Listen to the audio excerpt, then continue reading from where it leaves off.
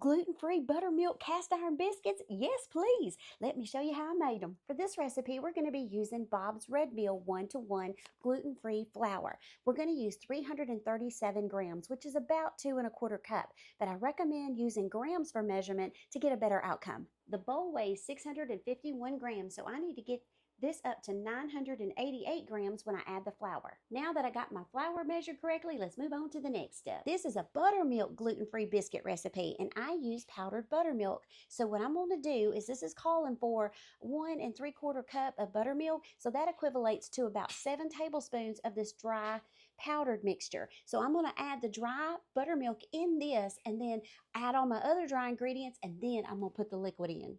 Add in my buttermilk powder, 1 tablespoon baking powder, 2 teaspoons of granulated sugar, ½ teaspoon of baking soda, 1 teaspoon of salt.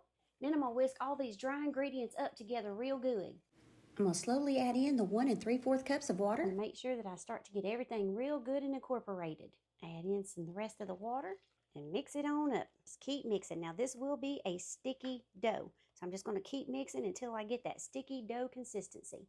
All right, I got everything nice and mixed up, and this is the consistency that you're looking for. Sort of like a thick cake batter. Got my cast iron skillet all greased up with some butter, and now I'm just going to pour that batter off into that cast iron skillet.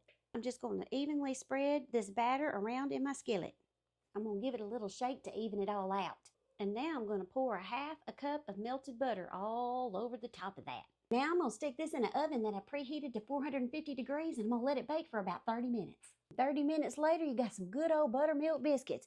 And I love it when it gets a little brown on the edges. And now we're going to cut into this goodness. Woo-wee, don't that look good? Now, gluten-free flours are more dense than a regular flour, but hey, us folks that want to enjoy biscuits and bread, we're just thankful. I think that looks amazing.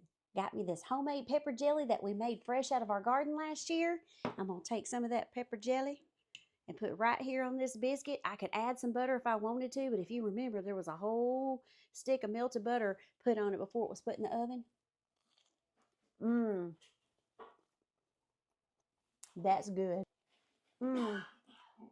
That's delicious. And I love that little extra crunch along the edge and the bottom. Very satisfying as a biscuit. They really are the perfect combination of moist and buttery. All my gluten-free folks, this biscuit's gonna make you happy. I'm gonna leave the recipe right here at the end of this video, so all you gotta do is screenshot it and try it for yourself.